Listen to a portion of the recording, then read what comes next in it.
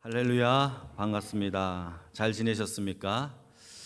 찬양대도 이렇게 사람이 인원이 충원되어서 그런지 소리가 너무 웅장하고 너무 좋았고요. 옆에 있는 분들하고 한번 인사할까요? 잘 오셨습니다 하면서 인사하겠습니다. 예, 반갑습니다. 출애굽기 21장을 통해서 율법에 담긴 하나님의 사랑이라는 제목으로 주의 말씀을 증거하겠습니다. 율법에 담긴 하나님의 사랑.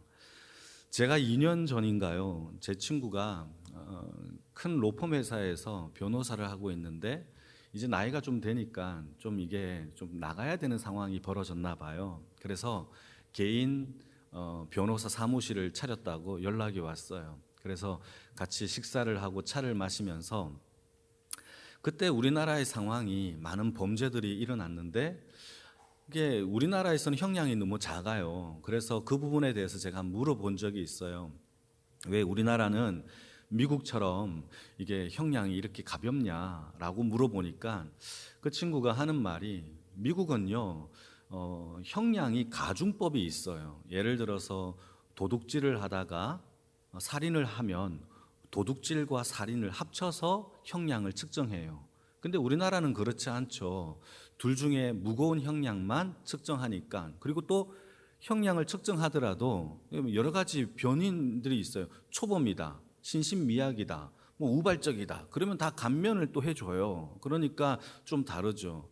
그래서 미국은요 형량을 측정할 때에 그 사람을 범죄자를 범죄자 취급하고 또 사회적인 격리와 엄중한 벌을 내리는 것에 포커스를 맞추고 있다면 우리나라는 그렇지 않아요. 그 사람이 갱신되고 교화되고 또 사람 사회생활 속에서도 바뀔 가능성을 여지를 두고 그에게 형량을 측정하기 때문에 미국같이 어쩔 때는 100년, 200년 형량이 그래요. 1000년 이렇게 형량을 때릴 수 있는데 우리나라는 그렇지 않지요. 그러면서 그런 이야기를 나눈 적이 있었습니다. 그런데 오늘 왜 이런 얘기를 하느냐 하면 성경에도요 이스라엘 공동체에 하나님께서 법을 줘요. 십계명을 언급을 하시고 난 다음에 가장 먼저 오늘 하나님께서 법규를 주시는 이 법에 대한 이야기가 나오는데 3500년 전에 하나님이 이스라엘 공동체에게 주었던 그 법에 대한 이야기를 한번 나눠보려고 합니다. 자, 그러면 하나님이 제일 먼저 언급하고 있는 법이 도대체 무슨 법인지를 한번 살펴볼까요? 1절과 2절 처음으로 언급하고 있는 서문의 법입니다. 같이 한번 읽겠습니다. 시작. 내가 백성 앞에 세울 법규는 이러하니라. 내가 히브리 종을 사면 그는 엿새 해 동안 섬길 것이요 7째 해에는 몸값을 물지 않고 나가 자유인이 될 것이며.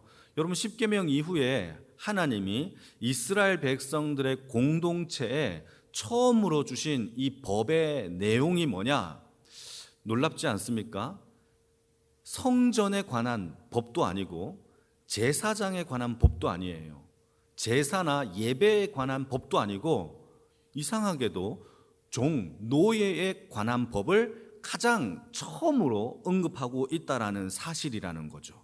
여러분 이게 율법에서 가장 처음으로 하나님이 언급하고 있는 거예요. 그러니까 하나님께서 공동체를 보는 우선순위는요 힘있고 능력있고 돈 많고 권력 있는 자들에게 포커스가 아니라 이 법이라는 것 자체가 나약하고 소외되고 힘없는 자들을 위한 법이라는 사실을 우리는 기억해야 합니다. 하나님이 이스라엘 공동체를 가장 사랑하고 먼저 생각하면서 주신 것은요 힘있고 권력있고 돈 있는 자들을 위한 법이 아니에요. 여러분 타락하고 나라가 망해지는 그 이유 중에 하나가 이 법 체계가 힘있고 능력있고 돈 있는 사람, 돈이 있으면 무죄 이렇게 되면 안 된단 말이에요. 율법의 그 내용을 하나님께서 서두부터 이야기해주고 있는 겁니다. 물론 이 세상에 노예나 종이 없으면 좋겠지만 죄인들이 다스리는 이 세상 속에서 어떻게 억울하지 않은 사람이 있을 수가 있겠어요. 반드시 노예나 또 억울하거나 또 여러 가지 부조리가 분명히 있을 겁니다. 이때 하나님이 세상을 보는 관점은요 있는 자들을 위한 관점이 아니라 약하고 억눌리고 힘없는 자들을 위하여 하나님이 보고 계시고 그들의 눈물과 그들의 호소와 그들의 간구를 하나님이 반드시 응답하신다라는 것이 성경에서 저와 여러분들에게 하는 메시지라는 사실을 기억하길 축복합니다. 그래서요, 우리가 하나님 앞에 힘들고 억울하고 호소할 만한 것들을 세상 가운데 하소연하는 인생이 아니라 하나님께 나아와 간구하고 호소할 수 있는 믿음의 백성이 되기를 축복합니다. 하나님은 우리 편이에요. 그래서 시편 말씀을 보시게 되면은 그래서 성경은 이렇게 얘기합니다. 곤고한 자들의 부르짖음을 하나님이 들으시고 또한 가난한 자들이 기도합니다. 기도하면 하나님이 응답하시고 빈궁한 자들의 간구를 하나님이 간과하지 않으신다라고 성경은 기록하고 있어요. 한 구절 한번 읽어볼까요? 시편 72편 12절에서 14절 말씀인데요, 여러분 천천히 같이 읽겠습니다. 시작. 그는 궁핍한 자가 부르짖을 때에 건지며 도움이 없는 가난한 자를 건지며 그는 가난한 자와 궁핍한 자를 불쌍히 여기며 궁핍한 자의 생명을 구원하며 그들의 생명을 압박과 강포에서 구원하리니 그들의 피가 그의 눈앞에서 존귀히 여김을 받으. 이게 하나님의 방식이에요. 여러분뿐만 아니라 이사야서를 인용하신 예수님의 첫 복음을 선포했던 그 시작도 이 복음이 부자와 능력 있고 힘 있는 자들에게 선포될 것이다 라고 하지 않았었어요. 뭐라고 얘기했느냐? 가난한 자와 눈먼 자와 억눌린 자에게 복음이 전파된다라고 성경은 얘기하고 있어요. 여러분, 이게 하나님이 이 공동체와 이 세상을 바라보는 관점이라는 사실을 기억하기를 축복합니다. 그래서 우리 또한 억눌리고 가난하고 아프고 힘든 것이 있으면 여러분 조용히 하나님께 나아와 간구해 보시기를 축복합니다. 하나님의 응답이 여러분들의 삶 가운데 펼쳐지는 놀라운 기적을 만나게 될 줄로 믿습니다. 2절 3절 내용을 좀 더 볼까요? 어떤 종에 대한 이야기가 나오는지. 2절 3절 시작. 네가 히브리 종을 사면 그는 6해 동안 섬길 것이요 7째 해에는 몸값을 물지 않고 나가 자유인이 될 것이며 만일 그가 단신으로 왔으면 단신으로 나갈 것이요 장가를 들어서 왔으면 그의 아내도 그와 함께 나갈 것이래요. 여러분, 하나님이 주신 노예에 대한 법이 이건데요, 이게 굉장히 혁신적인 율법이에요.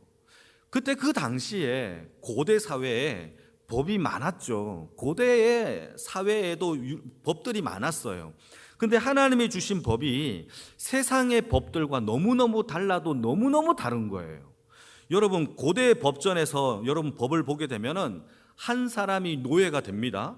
그러면 평생 노예가 돼요.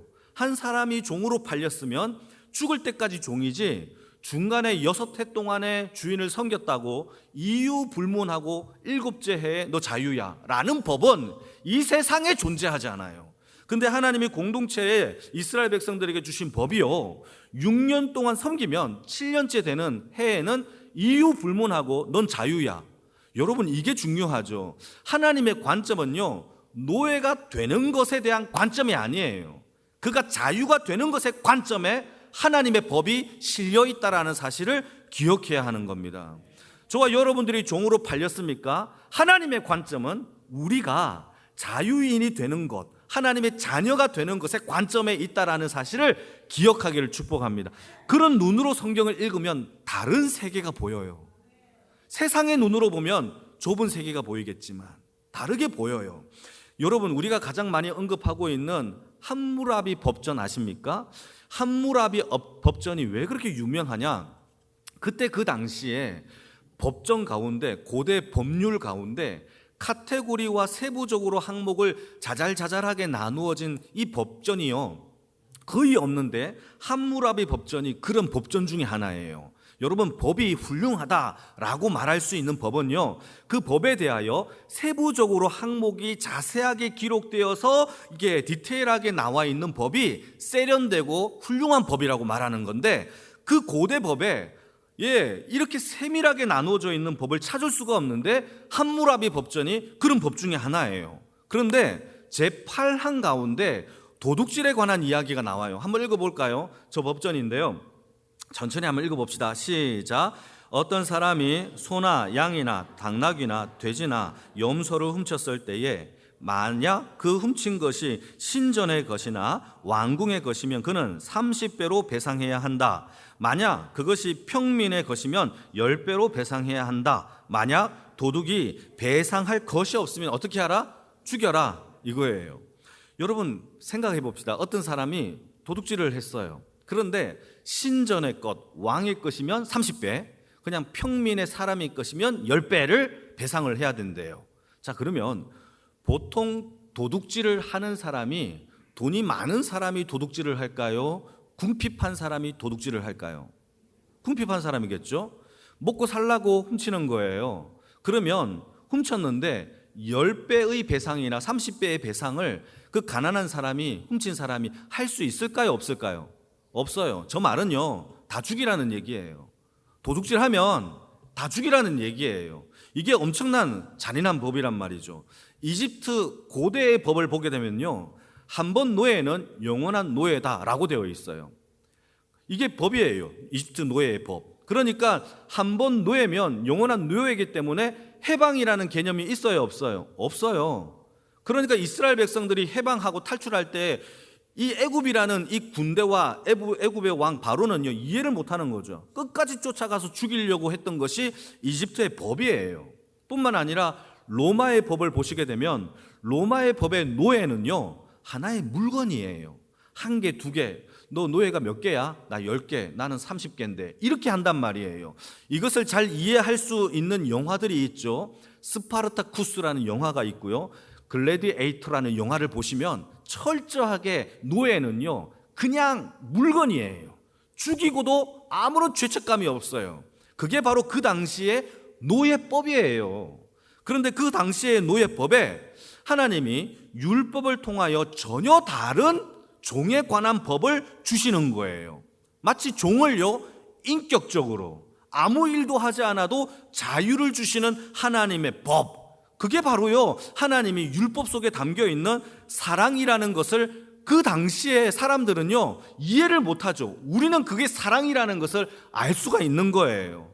여러분 6년 동안 그냥 섬겼다고 7년째에 자유를 주는 것이 이해가 되겠습니까? 그러나요, 하나님은요, 이유 불문하고 그에게 자유를 선언하는 것에 포커스가 있음을 우리가 기억하기를 축복합니다.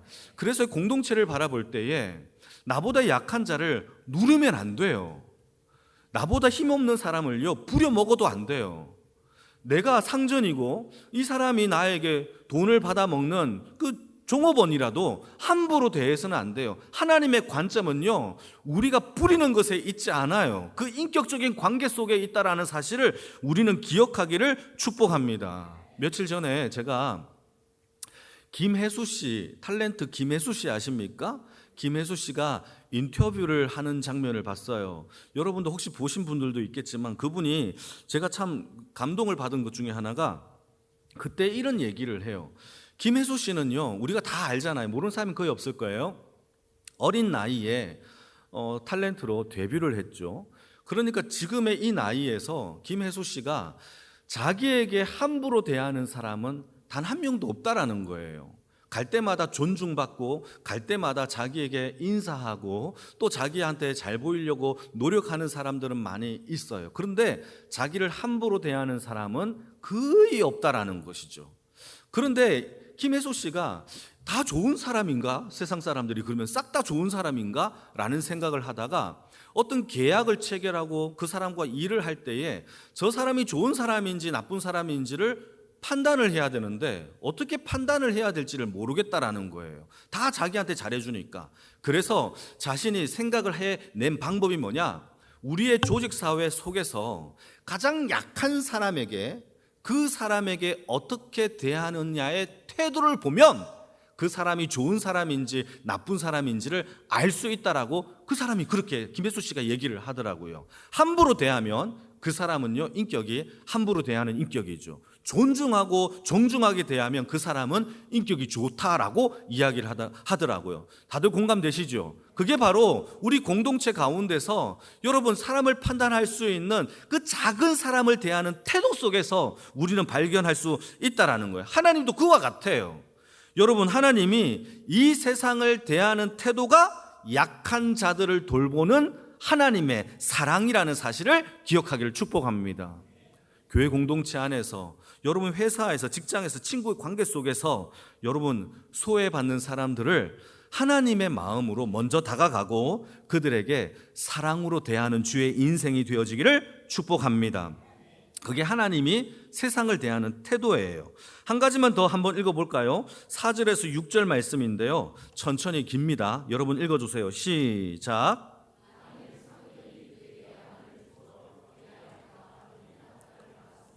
그의 아내와 그의 자식들은 상전에게 속할 것이요 그는 단신으로 나갈 것이로되 만일 종이 분명히 내가 상전과 내 처자를 사랑하니 나가서 자유인이 되지 않겠노라 하면 상전이 그를 데리고 재판장에게로 갈 것이요 또 그를 문이나 문설주 앞으로 데리고 가서 그것에다가 송곳으로 그의 귀를 뚫을 것이라. 그는 종신토록 그 상전을 섬기리라. 이게 무슨 말이냐 하면요, 어떤 사람이 종이 되었는데 이 종이 정말 착한 주인을 만난 거예요. 그 착한 주인이 자신을 너무너무 사랑하고 또 자기가 이제 결혼하지 않았으니까 어떤 종의 여인을 자기한테 선물로 주어서 아내로 삼게 한 겁니다. 그리고 자식까지 낳았어요. 행복하게 살다가 이 종이, 남자 종이 이제 7년째가 되는 해에 자유를 얻잖아요. 그런데 이 자유를 얻을 때에 이 남자 종만 자유를 얻는다라는 거예요. 왜냐하면 이 여자도 그 자식도 다 주인의 소속이고 주인이 주었다라고 성경은 얘기하는 거예요. 그러니까 7년째 되는 해에 홀홀 단신으로 자유를 얻어 나가야 되는데 이때 종이 결정을 하나 해야 돼요. 그러면 내가 홀로 자유를 얻어서 나아가서 자유를 얻을 것인가 하나와, 아니면 주인이 나에게 준 이 여자를 내가 사랑하고 그 처자식을 내가 다 사랑하니까 내가 종신토록 주인에게 평생토록 종이 되겠다라고 하는 결단을 내려야 한다라는 거예요. 자, 그럴 때에 이 결단을 어떻게 내리느냐? 이 종이 내가 지금까지 주인의 사랑을 받았고 내가 내 아내와 내 자식을 사랑하니까 내가 종신토록 주인의 종이 되겠습니다 라고 선언을 하면 이 주인이 이 종을 데리고 가서 귀를 뚫어서 평생토록 너는 내 종이다라는 것을 선언할 수 있다라고 성경은 얘기하는 것이죠. 자, 이때 중요한 게 하나 있어요. 이 종이요, 주인에게 평생 종이 될 때에 그 이유가 뭐냐?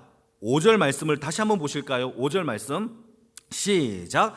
만일 종이 분명히 말하기를 내가 상전과 내 처자를 어떻게 해서 사랑해서, 상전도 사랑하고 처도 사랑하고 자도 사랑해서 내가 스스로 결정하여서 종이 되겠다라고 결단을 하면 종신토록 종이 될 수 있는 이 이야기가 펼쳐지는 거예요. 여러분, 이것을 우리에게 한번 적용해 볼게요. 하나님이 저와 여러분들을 죄 가운데서 구원해 내신 주의 백성인 줄 믿으시기를 축복합니다. 저와 여러분들은 그리스도의 종인 줄 믿으십니까?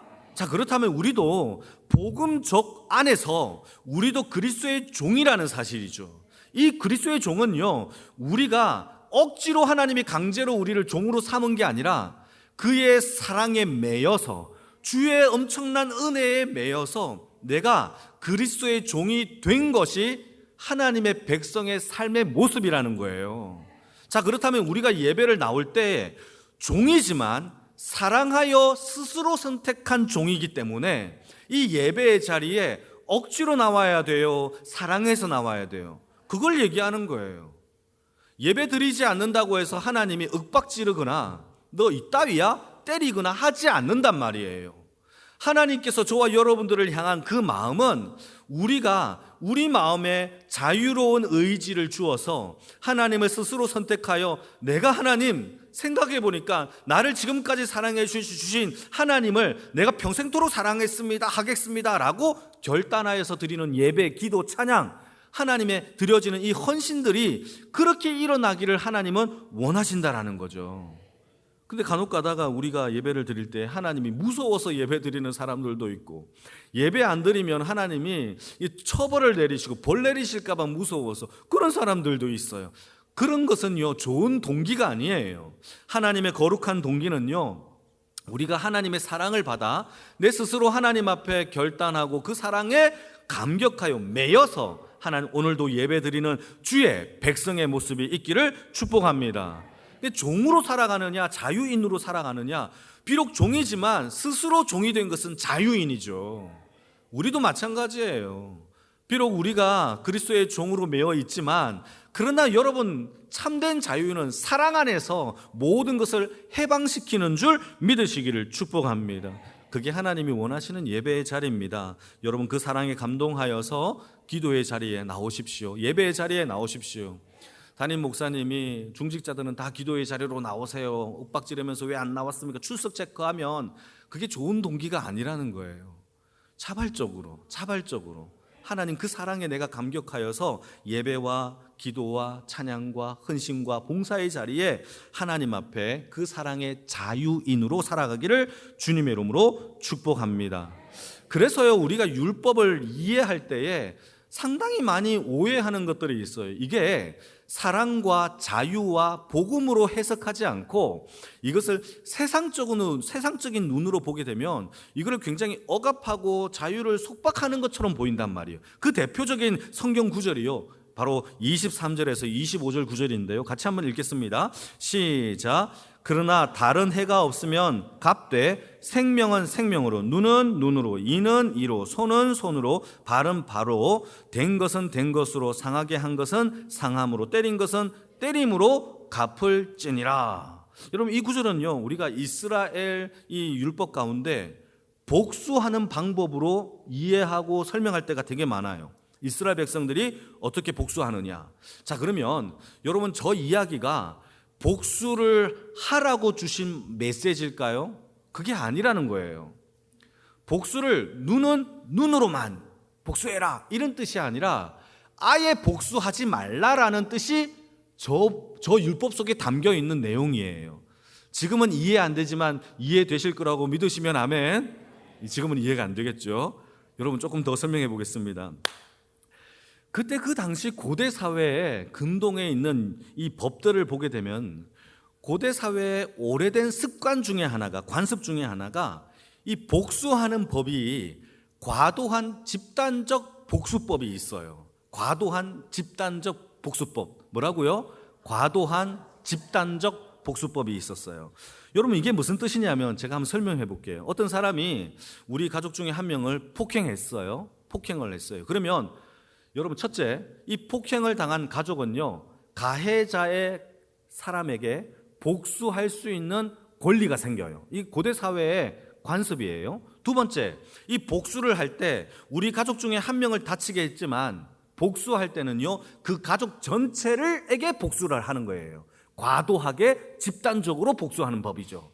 이런 법이 있었어요. 대표적인 사건을 제가 한번 얘기해 볼게요. 성경에 나오는 야곱의 가정 중에서, 야곱의 딸 중에서 디나라는 여자애가 있었어요. 이 여자애가 세겜 땅에서 정착을 하고 살 때에 세겜 땅 사람들의 여자들은 어떻게 사는지 궁금해서 디나라는 여자가 마실을 나간 겁니다. 밖에 나가서 구경하다가 이 세겜의 추장의 아들에게 눈에 들어와서 이 디나가 추장의 아들에게 강간을 당해요. 강간을 당합니다. 이 사건이 야곱의 귀에 들려왔고, 자기 아들들은 양치러 갔기 때문에 양치고 돌아오는 그때까지 기다렸다가 아들들에게 얘기를 한 거죠. 너희 누이가 세겜 땅의 아들의 추장에게 강간을 당했다라고 얘기를 한 거죠. 그러자 이 아들들이 찾아가는 겁니다. 내 누이와 결혼을 하려면 우리와 똑같이 할례를 받아야 됩니다. 할례를 다 남자들이 받으면 결혼할 수 있어요 라고 얘기하니까 추장과 추장의 아들들이 모든 부족들의 남자를 불러서 할례를 다 받게 한 거예요. 그때는요, 할례가요, 의학적 기술이 좋지 않기 때문에 그냥 생으로 자르면 3일째 되는 날 엄청난 고통 속에 남자들이 힘들어하는 거죠. 3일째 되는 날 이 시므온과 레위가 칼을 차고요, 그 세겜 땅에 있는 모든 남자들을 다 죽여요. 이게 바로 집단적, 과도한 집단적 보복이라는 거예요. 이렇게 하지 말라라는 거죠. 그게 그 당시에 문화였단 말이에요. 이렇게 자행했던 그 문화의 관습 속에서 하나님이 주신 법이요, 뭐냐? 과도하게 하는 게 아니라 눈은 눈으로만, 이는 이로만, 되었다면 되인 거로만, 거기까지만 복수해. 더 이상 복수하지 말라라고 주신 법이 바로 눈은 눈, 이해는 이해예요. 자, 그러면 우리가 생각할 때에 이렇게 생각하겠죠. 아, 하나님은 그러면 눈은 눈, 이해는 이, 딱 거기까지만 복수하라고 하신 거잖아요? 라고 그렇게 다 이해하셨죠. 그게 아니에요. 이거를요, 율법의 완성자이신 예수님이 이 율법을 그대로 가지고 와서 설명을 해줘요. 그런 뜻이 아니라고 설명을 해줘요. 같이 한번 읽어볼까요? 마태복음 5장 38절에서 42절, 조금 긴데요, 여러분 같이 한번 천천히 읽어주세요. 시작.